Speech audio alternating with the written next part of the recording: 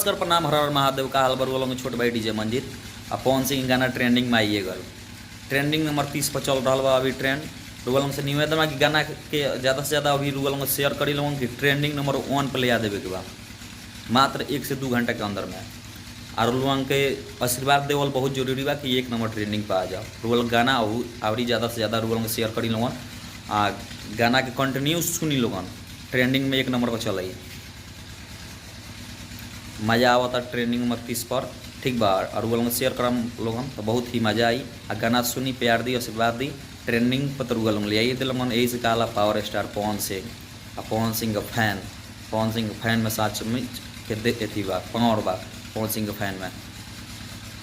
तो रुगल उनका आशीर्वाद जब पवन सिंह के साथे बात था, पवन सिंह के का सोचे के बाद ट्रेंडिंग नंबर 1 पर चल 1 से 2 घंटा में। तो वो लोग खाली और शेयर करिए, गाना सुनी लोगन आ मज़ा ली लोगन। बहुत ही ज़बरदस्त वाला ट्रेंडिंग आई बा, बहुत बड़ा वाला ट्रेंडिंग।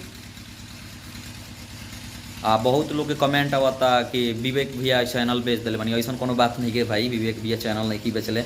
विवेक भैया के रुगल में जाना तनी लोग विवेक भैया के जॉब बा, जॉब में वहाँ के व्यस्त ज़्यादा रहे नहीं, वहाँ के कंटिन्यू वीडियो ना आवतल।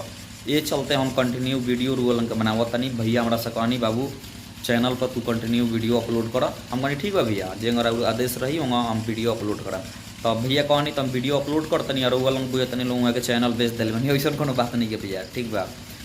कमेंट रुगल तनी ज़्यादा करी लोग, कमेंट रुगल के नहीं क्या होता तनी वीडियो को शेयर करी लोग। ये वीडियो ऐसे ट्रेंडिंग में आइल बा, इतिहास रस दिलक।